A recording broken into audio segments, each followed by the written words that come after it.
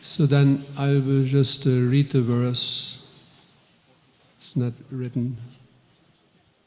Oh, those who have cell phones, iPads, computers, it's from the Simhachalam.de, 2nd canto, chapter 7, verse 14. Om Namo Bhagavate Vasudevaya.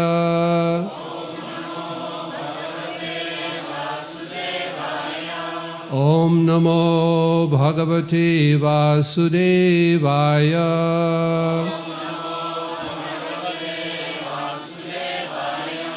Om Namo Bhagavate Vasudevaya.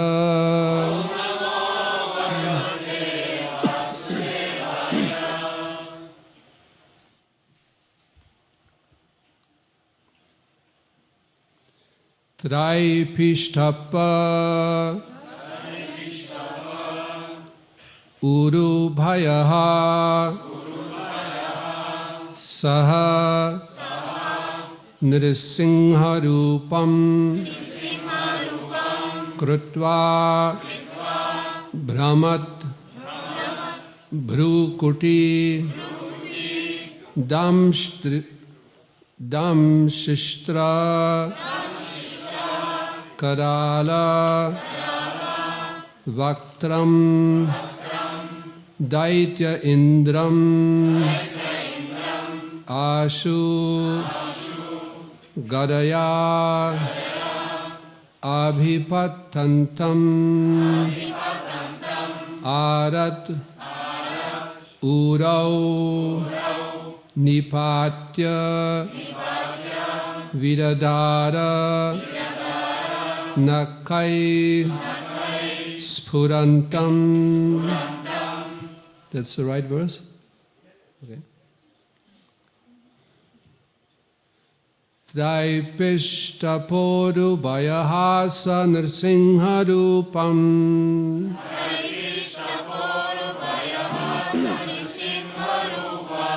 Krutva Brahmat Bhrukuti Damshtra Karala Vaktram.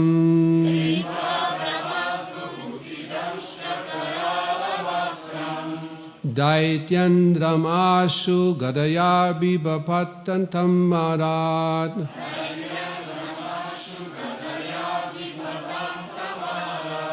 Urau Nipatya Vidadara Nakai Spurantam.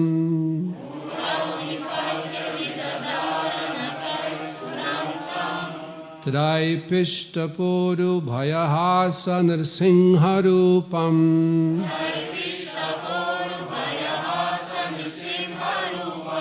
Krutva Brahmat Bhrukuti Damshtra Karala Vaktram.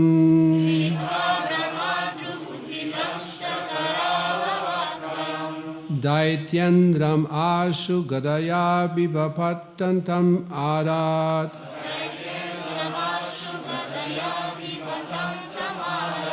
Urau Nipatya Vidadara Nakai Spurantam.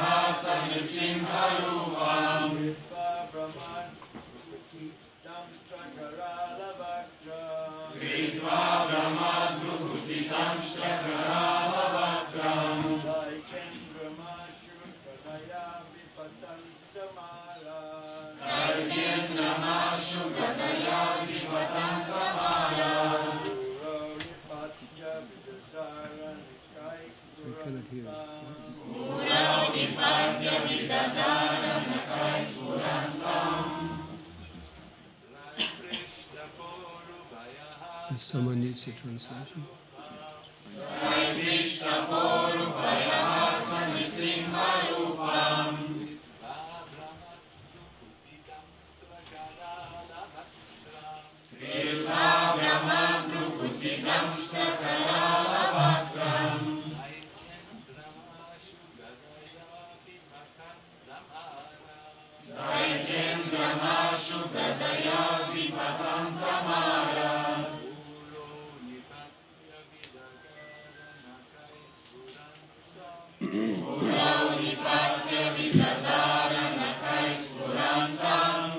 Just one thing I was supposed to ask, whether someone needs a translation from English into German. Oh, sorry, I have to ask in German. Braucht jemand von unseren Devotees, deutschsprachigen Devotees, eine Übersetzung von der englischen Sprache in die deutsche? Ein Devotee. Okay. I think we can start now. One Vaishnavi.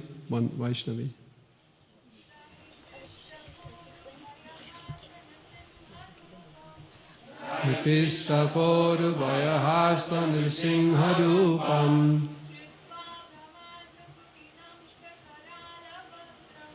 Ridva Brahma Guruti Damshtra Karala Vaktram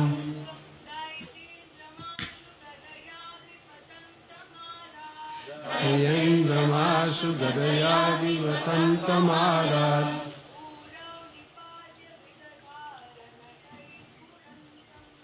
Urao Nipadya Vidadharana Trai Pishtapa, the demigods. Uru Bhayaha, one who vanquishes great fears. Saha, he, the personality of Godhead. Narasimha, assuming the incarnation Narasimha.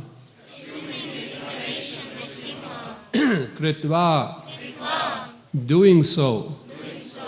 Brahmat, by rolling. Bhru Kuti, eyebrows. Damshtra, teeth. Kerala, greatly fearful. Vaktram, mouth. Daitya Indram, the king of the demons. Ashu, immediately. Gadaya, with clap in hand. Abhipatantam, while falling down. Arat, nearby. Can you be a little more quiet over there? Urau, on the thighs. Nipatya, placing on. Vidadara, pierced. Nakai, by the nails. Spurantam, while challenging. Translation. The personality of Godhead assumed the incarnation of the Narasimha Deva in order to vanquish the great fears of the demigods. He killed the king of the demons, Hiranyakashipu, who challenged the Lord with a club in his hand by placing the demon on his thighs and piercing him with his nails, rolling his eyebrows in anger and showing his fearful teeth and mouth. Purport by His Divine Grace, A.C. Bhaktivedanta Swami, Srila Prabhupada Ki. The history of Hiranyakashipu and his great devotee's son, Prahlad Maharaj, is narrated in the 7th canto of Srimad Bhagavatam. Hiranyakashipu became very powerful by material achievements, and though himself to be immortal, by the grace of Brahmaji, and thought himself to be immortal by the grace of Brahmaji.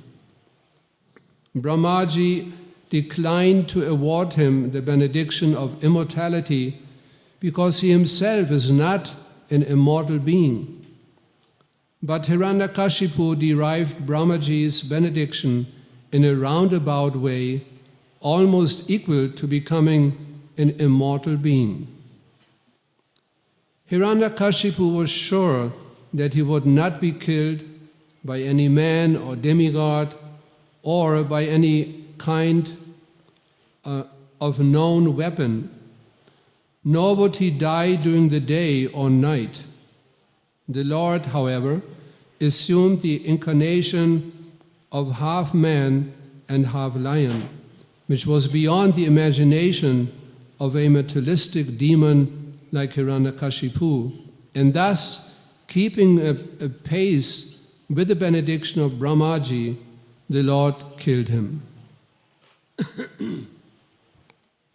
He killed him on his lap, so that he was killed neither on the land nor on the water nor in the sky. The demon was pierced by Narasimha's nails, which were beyond the human weapons imaginable by Hiranyakashipu. The literal meaning of Hiranyakashipu is one who is after gold and a soft bedding, the ultimate aim of all materialistic man. Such a demonic man who have no relationship with God gradually become puffed up by materialistic acquisitions and begin to challenge the authority of the Supreme Lord and to torture those who are devotees of the Lord.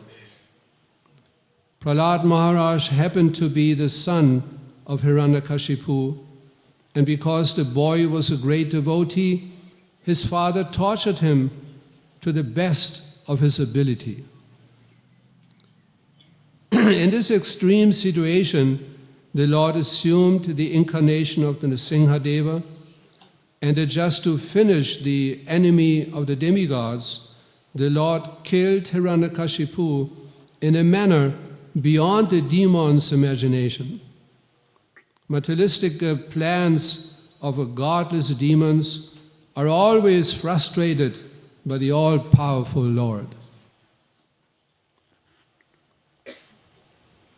Trai pishtapuru bhayahasa nrsimharupam kritva brahmat bhurukutti dhamshta karala vaktram Daityandram ashu gadaya vipatantamarat urao nipatya vidadara nakais purantam. The personality of God had assumed the incarnation of the Narasimha in order to vanquish the great fears of the demigods. He killed the king of the demons, Hiranyakashipu, who challenged the Lord with a club in his hand by placing the demon on his thighs and piercing him with his nails, rolling his eyebrows in anger and showing his fearful teeth and mouth.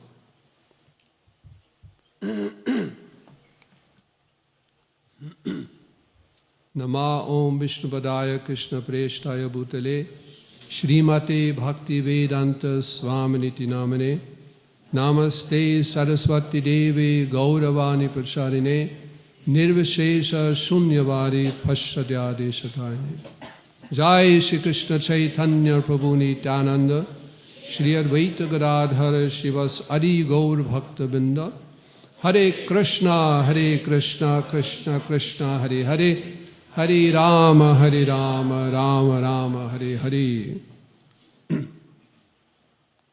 So we are eternally grateful to our founder Acharya, A.C.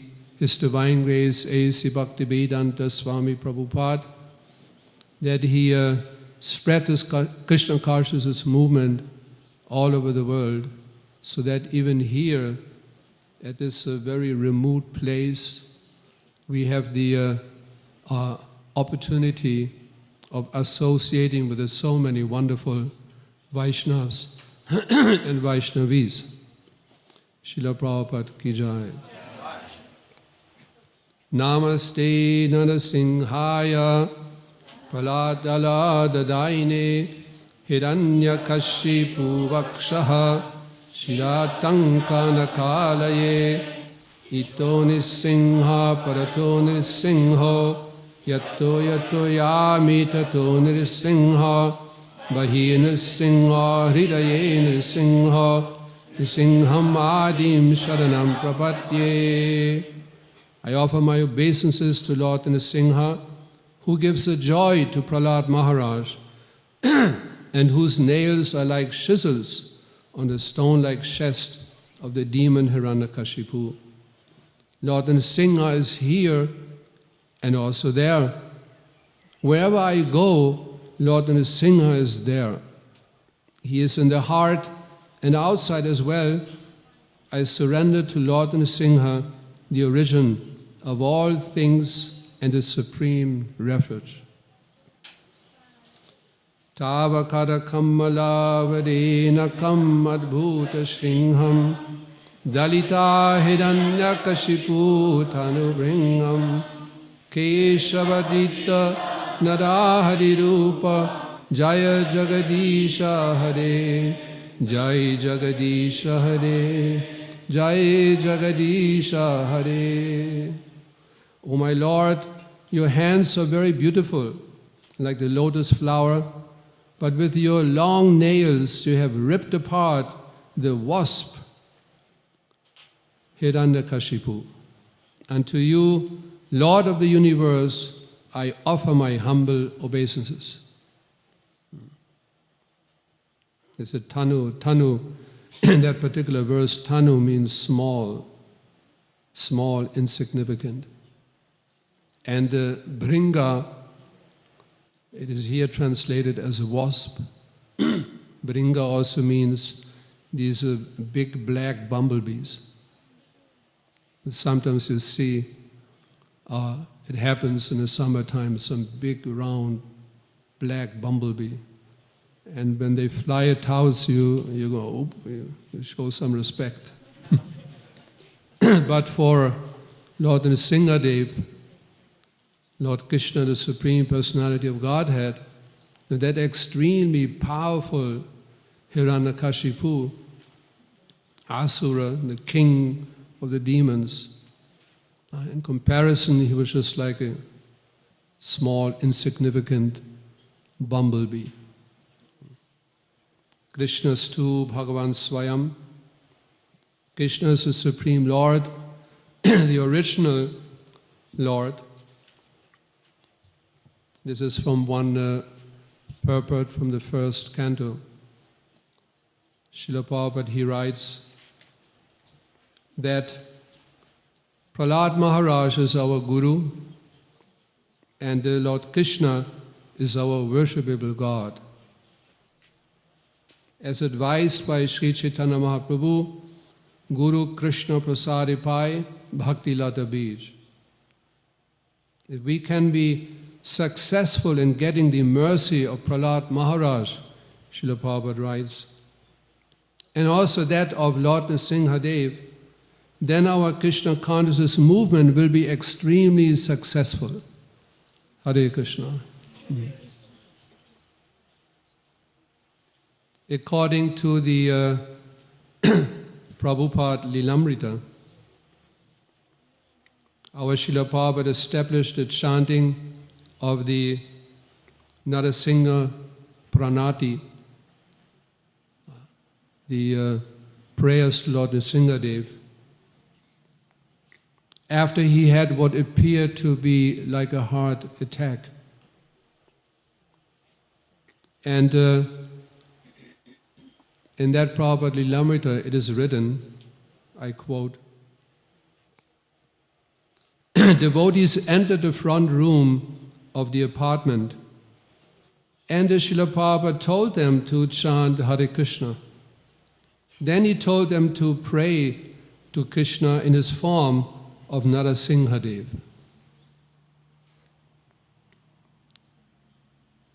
Swamiji said, we should pray to Lord Narasimha, and the prayer should be, my master has not finished his work. He taught us the prayers to Lord Narasimha.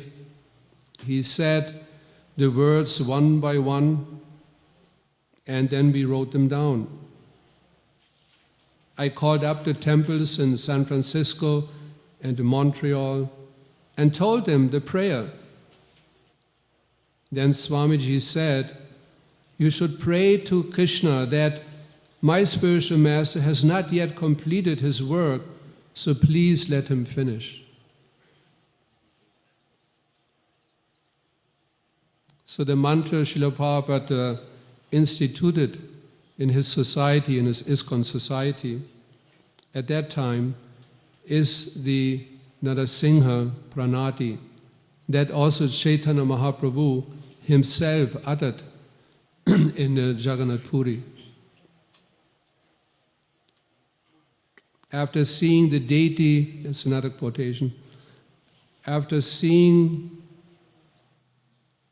the deity of Lord Narasimha in the temple, Sri Chaitanya Mahaprabhu offered his respectful obeisances by falling flat.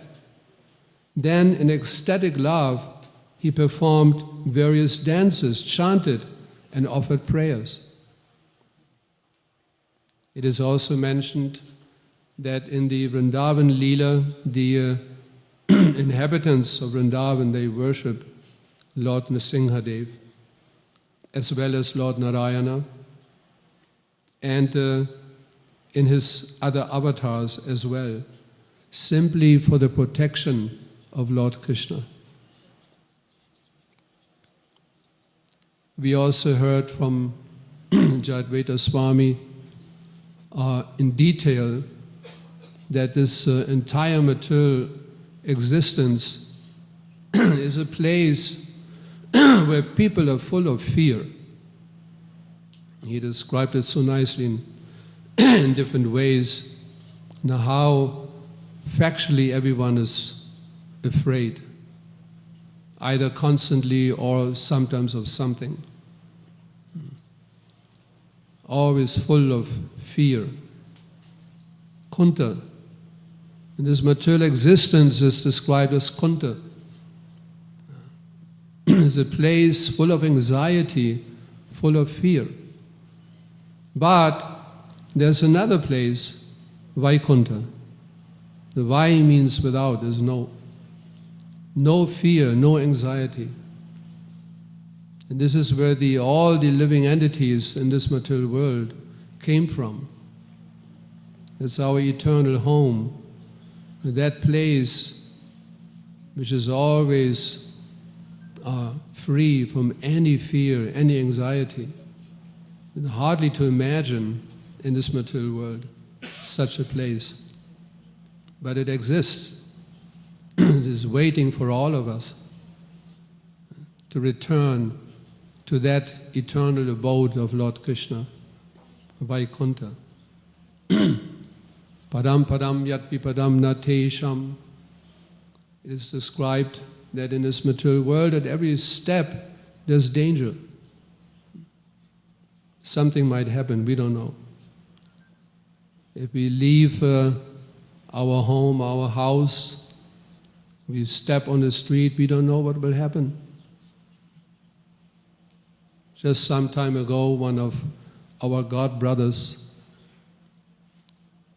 Srila Prabhupada disciple, in Berlin, he was walking some years ago, he was walking on the street, and a car just went off the street, hit him, and he left his body, left his world. Anything can happen.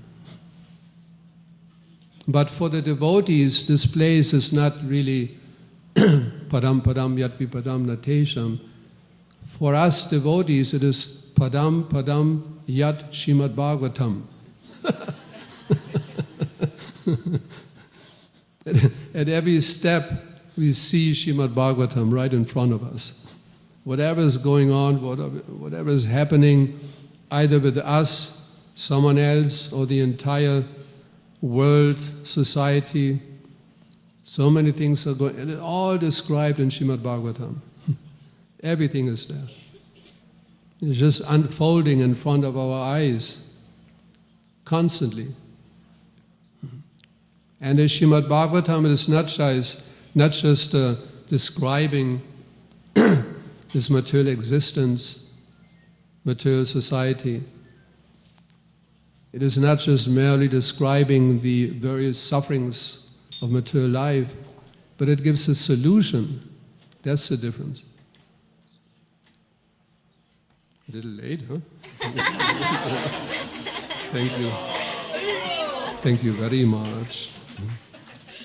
Srila Prabhupada ki jai. See, now I got distracted. Now I think about the garland now, why he came so late. Krishna, help.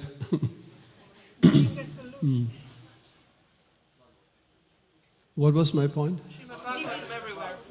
Srimad Bhagavatam. Right in front of our Srimad Bhagavatam. Yes. Samashitaye pada palara pravam mahatpadam punya yasho murare. A beautiful verse. Pavam buddhiya vatsapadam padam padam padam yat vipadam natesham. There is described, but the solution is given. Samashita means to take a shelter at Lord Krishna's lotus feet. They are being described here in this verse as a very, very strong and stout boat which can carry the conditioned soul over the ocean of material existence, because that gigantic ocean of material existence, it shrinks to the size of the water collecting in the print of a, what's the English word? Foot. Hoof, that's, yeah, hoof print, hoof of a calf. So small. The whole material existence is shrinking. You can easily jump over it. That's the solution. The story of, just one in-between question, how long shall I go? I need some idea. 9:15? But I don't have any watch. 20 before 9. No, I need a watch here that I can check the time. So till 9:15. Thank you. The story of Prahlad Maharaj and Hiranyakashipu, it is eternally relevant. There's always a struggle between the suras and the asuras. Sura means like godly persons, godly beings, and asura, A means just the opposite. Sometimes Srila Prabhupada also used the term civilized and uncivilized. The civilized beings, uncivilized beings. That's history. There's always a clash between the demonic and the godly. The persons of a godly nature, by nature, they have full faith in the existence of the Supreme Personality of Godhead. And the asuras, by nature, they have no faith. That's the difference. And accordingly, society begins to manifest, function, works accordingly. And that's the clash, the real clash in society. There's so many other clashes, but that's the main one. Dvau Buddha Sargo Lokeyasmin Daiva Asura Evacha, Srimad Bhagavatam clearly describes that there are two types of created beings in this world, the divine and the demonic. In the Brihad Aranyak Upanishad, it is also confirmed, Dvayaha Prajapatya Devascha, the Deva and the Asura, these two were produced by Lord Brahma. Even among those who are religious, who have some kind of faith, we find so many different categories of belief systems. Monotheism, polytheism, henotheism, katinotheism, so many different isms. And even in monotheism, there are so many different concepts of God, mostly impersonal by nature. History has shown that there are always clashes between the two. Even Krishna himself, he was harassed by so many asuras sent by Hiranyakashipu on a daily basis. Another one. Then how can we complain if we are being harassed? That's natural. As soon as someone practices sincerely Krishna consciousness, then he has to expect some harassment, some difficulties. It cannot be avoided. This is why the story of Prahlad Maharaj and Hiranyakashipu is so important for us. And what to do if I'm being harassed, if I have to undergo so many tribulations in my practice of Krishna consciousness, then how should I behave? How should I react to it? Here we have the prime example of Prahlad Maharaj. This is why Srila Prabhupada mentioned in that purport in the beginning that Prahlad Maharaj, he is our guru. He is our example, prime example. Now, how to practice tolerance. Those who know how to practice tolerance, they will survive in Krishna consciousness. They will go on, carry on. Otherwise, they will go away. We might have so many reasons to go away. But when we learn to be tolerant, we can continue, we can go on. Like in the early days, I remember we had so many problems sometimes. Satchinanda Maharaj and Krishna Chaitanya Maharaj, they remember when we went on Harinam. Life was quite simple at that time, I remember. We in Germany, at the very beginning, we didn't have any German books. Can you imagine? No books. Then what to do the whole day? We went out 6 hours, 7 hours every day chanting Harinam. Every day. And I remember we went to the red light district in Hamburg. You know what it is. So we thought because we have to give the Chaitanya Mahaprabhu's mercy to the most fallen, so we went there. And then on a regular basis, some drunkard showed up and smashed a full beer bottle on the head of a devotee. So we wrote a letter, I remember, to Srila Prabhupada, well, what shall we do?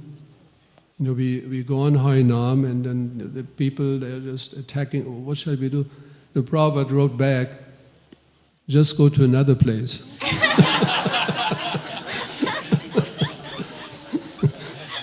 Oh, we saw the light.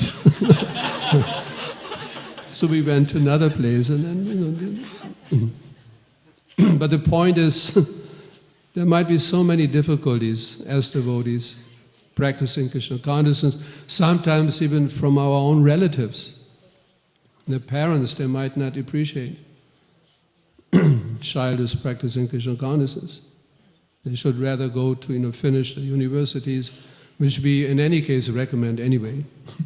Finish your studies, your education, and then join. Not join before drop out of university and just stop everything. And actually the parents are, they're worried. That can be avoided. Just finish your education, then join. No problems. Parents will be very happy. My doctor child became a devotee, and then they don't mind.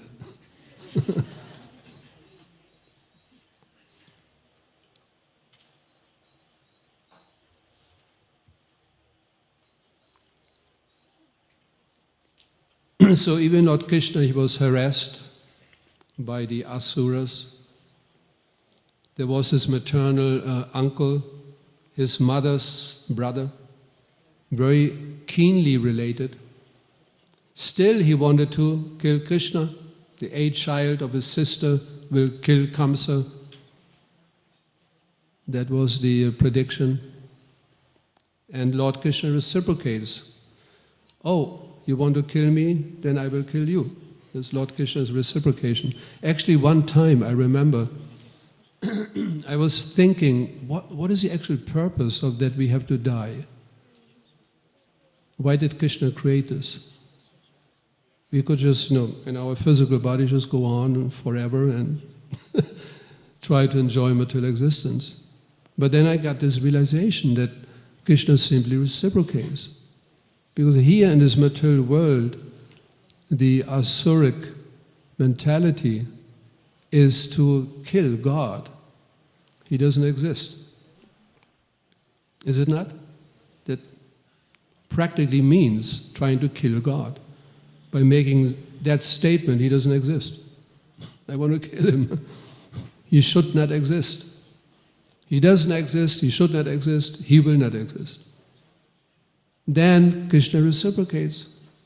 You want to kill me? I reciprocate. Accordingly, then I will kill you. And if we don't like that, no, I don't want to be killed, then we should also not try to kill Krishna. Just glorify him in a non-envious way. He is eternally, not for some time, eternally the supreme controller. He controls everything, everything emanates from him, everything depends on him. There's non-envy. So we are willing to glorify Krishna in this way. He reciprocates. And then Lord Krishna, he will glorify his devotee. He will give him all facilities of eternal life. Eternal life in the spiritual world. Krishna's reciprocation. So I will end with a nice story related to when Hiranyakashipu, he became so desperate to kill his own son because he was a devotee. He tried so many things. But at one point he realized Prahlad's power, incredible power. And then he thought, now let me try the last thing. And he ordered his associates to bind Prahlad with a very special snake rope. I'm just trying to, with a snake rope. And during the night, during his sleep, then take him to the ocean and throw him in the ocean, and then that's it. Hiranyakashipu thought. So I will read that particular story.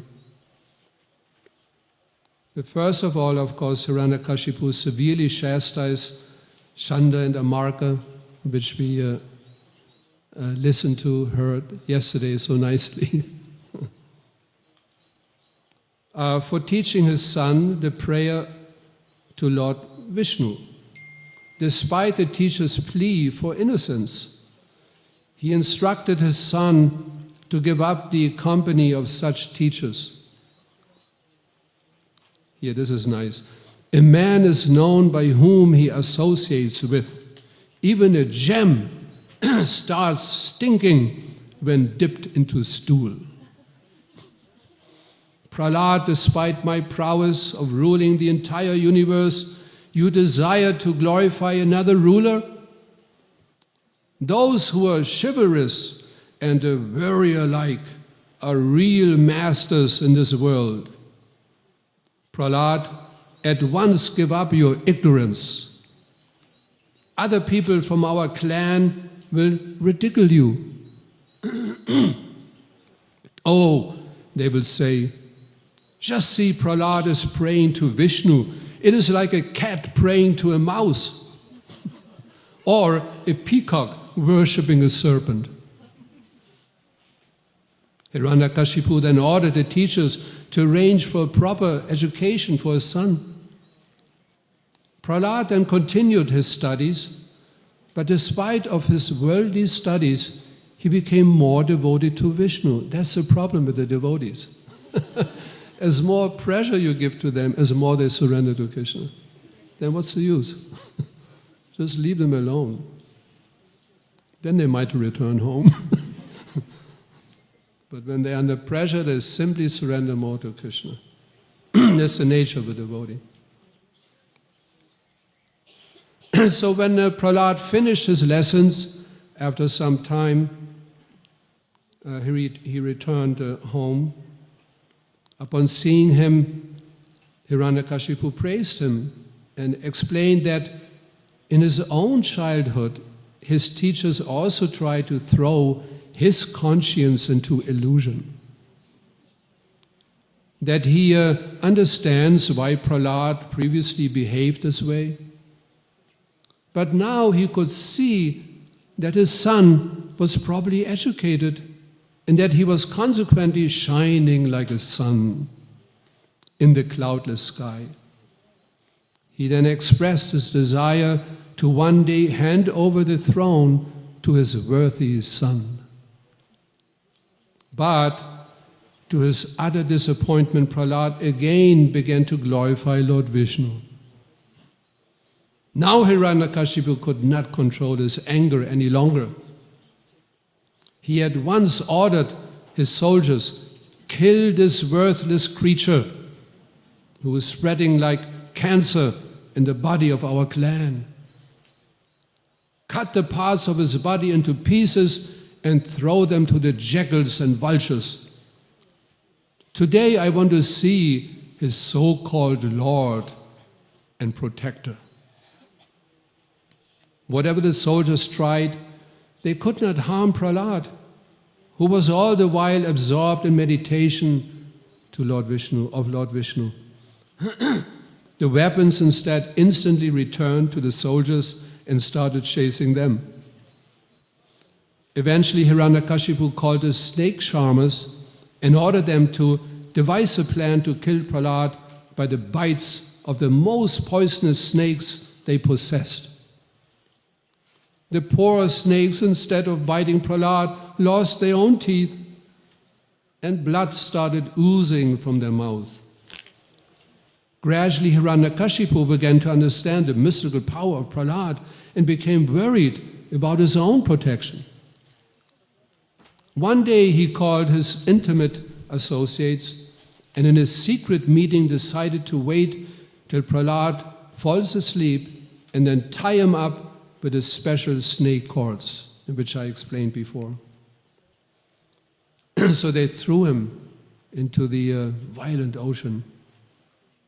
To the dangerous aquatics of the ocean, Prahlad instead looked like a fireball, and they did not approach him. The ocean's waves carried Prahlad quickly to the shore. The ocean personified appeared to Prahlad and gave him several gems as a gift and offered prayer to Prahlad.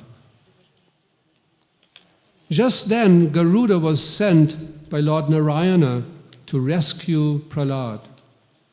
The snakes became the food of Garuda.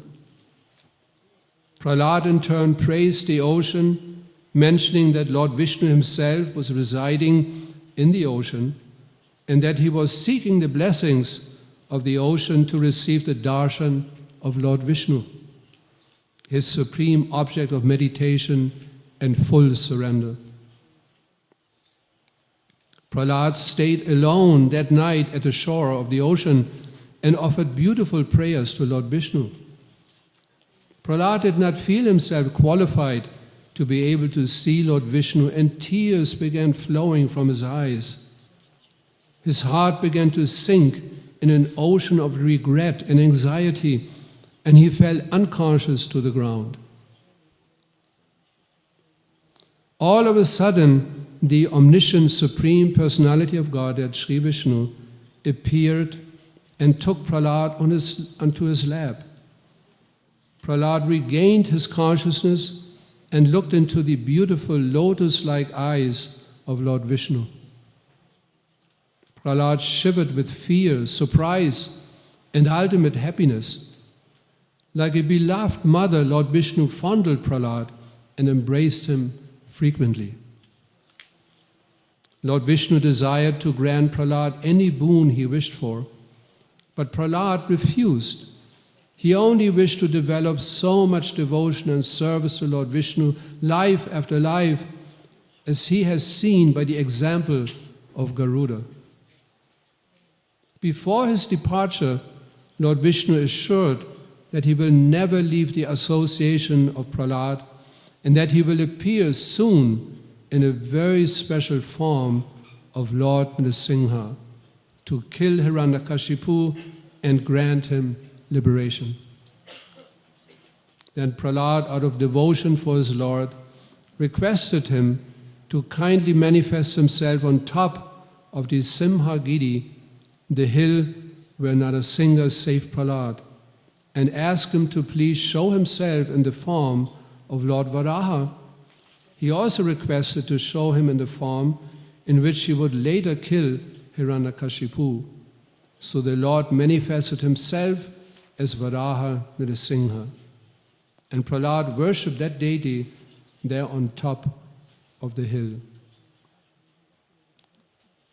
Srimad Bhagavatam ki jai, Srila Prabhupada ki jai, Gaur Premanande. Shall we? Yes, Marsh. Please can you tell me where you got that story from? With all these details of the ocean? I can give. I don't have it here right now. I can give you later. Is it okay? I don't have the reference not right here. Hare Krishna. Thank you, Maharaj, for illuminating talks. I just wanted to mention to this last description, which is apparently of the deity at Simhachalam in India, that this is the temple of Varaha Narasimha, which is on the east coast of India, where all of this is understood to have happened. And our temple, Simhachalam, here, is the, you could say, new Simhachalam. And in the Chaitanya Charitamrita, this temple in India is referred to as Jiyada Narasimha Kshetra. And originally we called, here, Simhachalam, we called it Nava Jiyada Narasimha Kshetra, which is kind of a mouthful. It is. And so after some time it was decided that we simplify and refer to as Simhachalam. when I visited Jiyada Narasimha Kshetra some years ago, no one used that name. They only referred to it as Simhachalam. So I thought, well, we could also be Simhachalam. You made a compromise. I was thinking to even add Varaha to it, to make Yeah. it. That will be the next deity installation. Hare Krishna. 2 tons instead of 1 ton. Yeah. Hare Krishna. Any other thoughts, realizations, questions? Yeah. Hare Krishna. I wanted to ask, when Prahlad Maharaj was in the womb and Narada was explaining all of this to his mother, somehow she forgot all of these instructions, but Prahlad Maharaj did not, and it changed him, transformed him in such a magnificent way. So I was wondering, is there any explanation why? Because she was not offensive towards Narada, the mother, you know. Why did she not receive the same benefits of these instructions? Is there anything that we can learn from this? We have to ask our Krishna Chaitanya Maharaj that question. Yeah.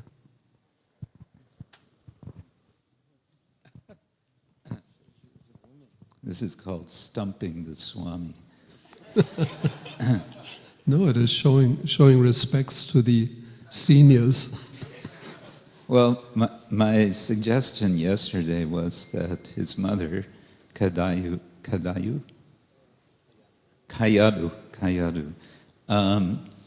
was very much preoccupied in becoming a mother. And I understand from what I've heard from mothers, it's quite an ordeal having a child. It's a profound transformation of the body. It's one body creating another body. So that's quite intense. Whole process of creation. we males can't appreciate that. But it would be interesting. I think it is an interesting question. And you made a good point that she was not offensive to Narada. And so somehow she must have been benefited. One way of understanding it would be, well, in a sense, she remembered everything through Prahlad. And Prahlad was her son, and therefore all benefit, she received all benefit because her son is none other than Prahlad, who reached perfection. Okay, that was my try. Maharaj, do you want to give any further points? Let me see. Are you thinking, why is a woman considered to be less intelligent? Is that behind the question? No, it was thinking, what is the fault that I should avoid, that I stand in front of qualified Vaishnavas and not receive the benefits of their instruction. Good. No, I just, we have to deal with what it is. In the Bhagavatam, there are qualities mentioned for retaining instructions. It is in relationship to the young boy, Narada Muni, who served the 4 Bhaktivedantas. And it is said they were respectful. He was respectful. He was very serious, and he was not interested in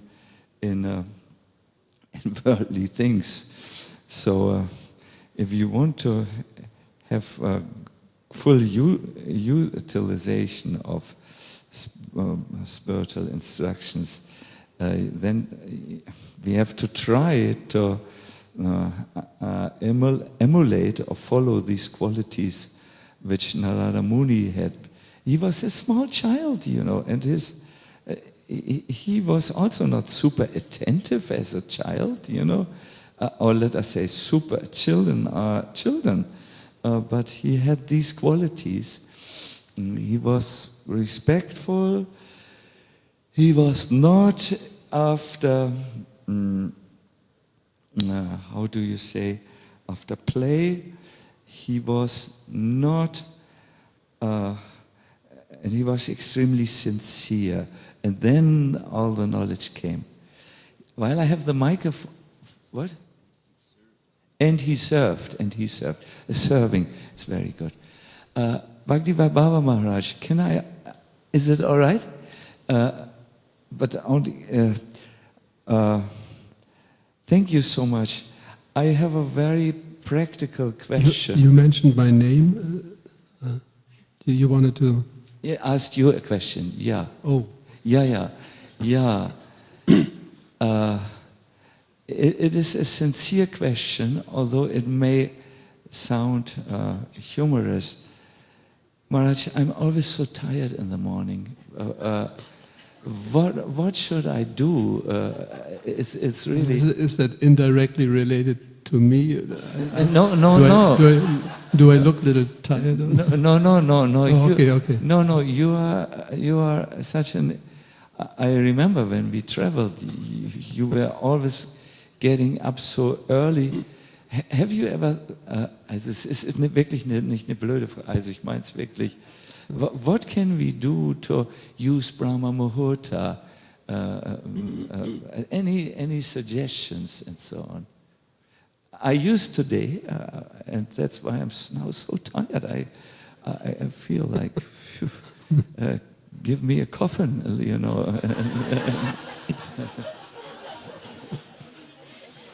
Coffin or a coffee?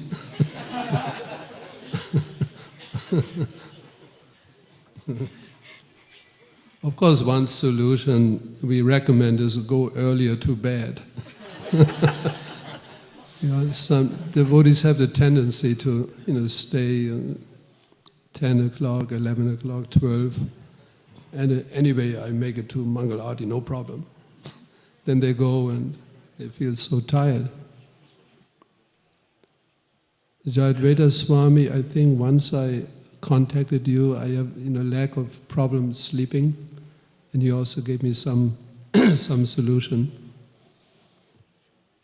Yes, it's a sincere question, but the attempt to conquer sleep, that it also has to be sincere. Really has to try hard, go earlier to bed. I have a problem with that. When I go to bed at 9 o'clock, I wake up at 11 o'clock, and the sleep is over. That's my problem. So I think individually we just have to find our own solution. What works for me might not work for someone else. I also feel tired, but I fake. I'm not tired. I'm quite good in faking. And then, of course, lack of oxygen. There's another problem in our temple rooms. Packed with devotees, all the windows are closed, and the heaters are on. Then, of course, you begin to struggle.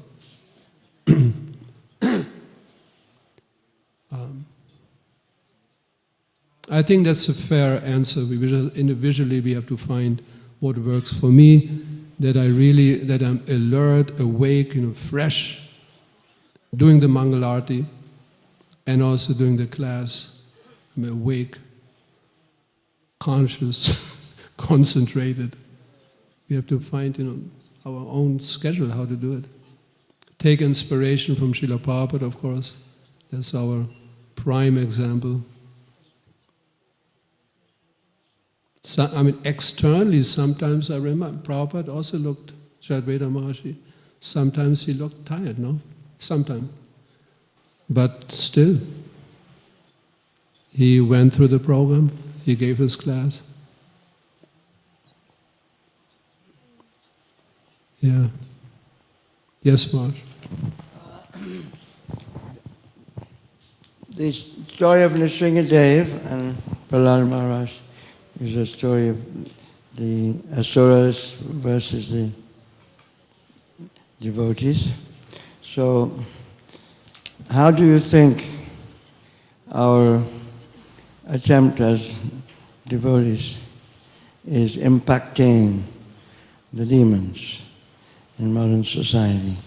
Do you think there's any hope or signs that we'll overcome the demons, or Narasimha will appear or again?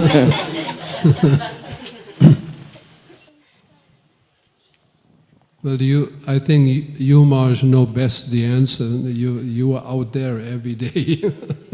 You know what impact it has on the demonic society, asuric society.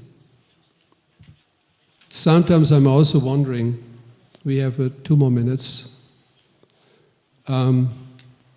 Sometimes I'm also wondering that it is described that there will be in the Kali Yuga 10,000 period, of the Golden Age, and it's supposed to have started with the Chaitanya Mahaprabhu's. Oops.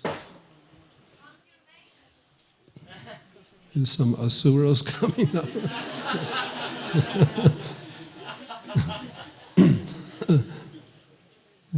Supposed to have started with Chaitanya Mahaprabhu's appearance, the golden. And so I'm wondering, looking out into the world, into the society, where's the manifestation of the golden age, Satya Yuga, for 10,000 years? But it might begin to manifest and continue to manifest, not exactly the way we might expect. They might not, people in general might not wear, beadbags and tilaks. Maybe that's our concept of the golden age. But in consciousness, the consciousness begins to change. I think that's a fact. Now, how many vegetarians we have nowadays is unbelievable. In the early 60s, to be a vegetarian, you were considered to be strange. A vegetarian. Now it's quite common. And of course, Srila Prabhupada's books, that's the main consideration. They're spreading and spreading and spreading and spreading. Often I lament over the amount of reaction we are getting. We distribute millions of books. What's the actual feedback? I'm wondering. But many things we cannot see, what goes on in people's consciousness when they read just a few lines of Srila Prabhupada's books. We cannot see it. They're at home, sitting at home, reading a little bit, and something happens in their consciousness, in their mind, which we cannot see. And if we count all those people who begin to become transformed by reading Srila Prabhupada's books, seeing the devotees. I remember once I was walking, we were on Harinam, stopping at a traffic light that we could cross, and then there was one couple next to me, not devotees, and then I overheard her telling, I think her husband, they looked like married couple, yesterday I was dreaming about these people. So we don't know what goes on in society. How Krishna consciousness affects the consciousness of hundreds and thousands and millions of people we cannot see. But Srila Prabhupada, he had full faith in the distribution of his books. He said, that's the main methodology to spread Krishna consciousness, just to distribute his books. And then, of course, Harinam.